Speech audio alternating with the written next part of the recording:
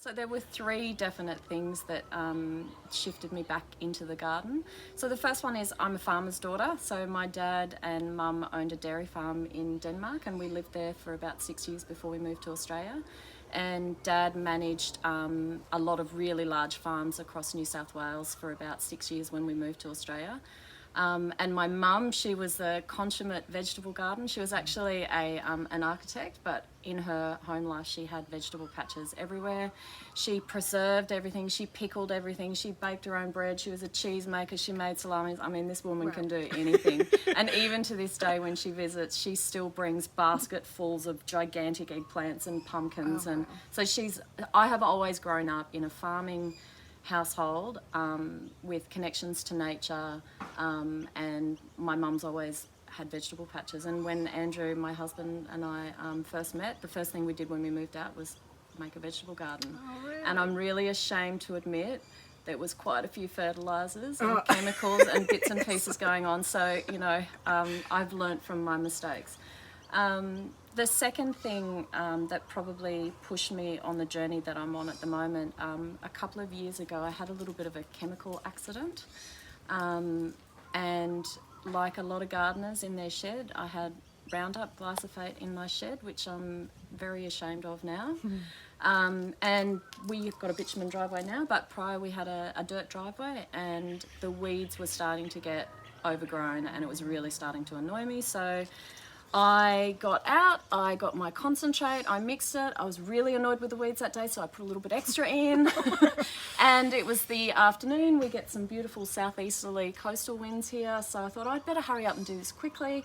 I was standing upwind of the whole thing and I was spraying, finished the job, I was very proud of myself, and was standing up in the kitchen looking down and started getting a little bit itchy in my hair, and I thought nothing of it because we had young daughters at the time, so I thought, oh damn it, I've got nits. And then I started getting a little bit more itchy and I thought, wow, they're really bad this time. Got pretty bad, and Heike, my oldest daughter, walked in and said, Mum, your face is so red, what's wrong? And I went, what?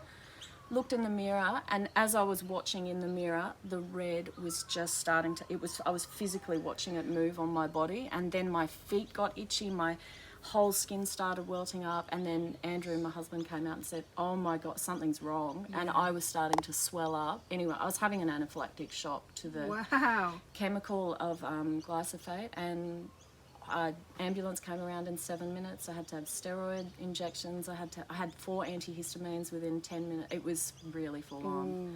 So that was the second thing that kind of pushed me over the edge. That day I got rid of every single chemical, fertilizer, pesticide, insecticide in my garden shed. Just completely got rid of it. Because I thought, if that's happening to my body, could you imagine what's happening beneath the ground to all of the animal, the good stuff in your soil? Yeah, good connection. Yeah, and the last thing that happened, so as I said, I've always been a farmer at heart, or at least an urban farmer, and loved my gardening. And I had a pretty bad car accident in 2013. A guy lost his speedboat and trailer, and it hit me head on while I was doing 90 kilometres an hour. And I walked away from the accident, thankfully, and was fine, but little did I know over 6 years I'd actually ruptured 2 of my discs. So you didn't know at the time? No, I knew I had a back injury of some description, but I didn't know how bad it was until... I'm a little bit stubborn, so I didn't kind of do what I probably should have done, but over a period of time it got considerably worse. And I had 6 years of chronic pain. I was on heavy medication for my back pain. And one day, so I couldn't garden for 6 years. I had to drop everything, and it was devastating for me. I hated not being able to get my hands in the soil and grow veggies.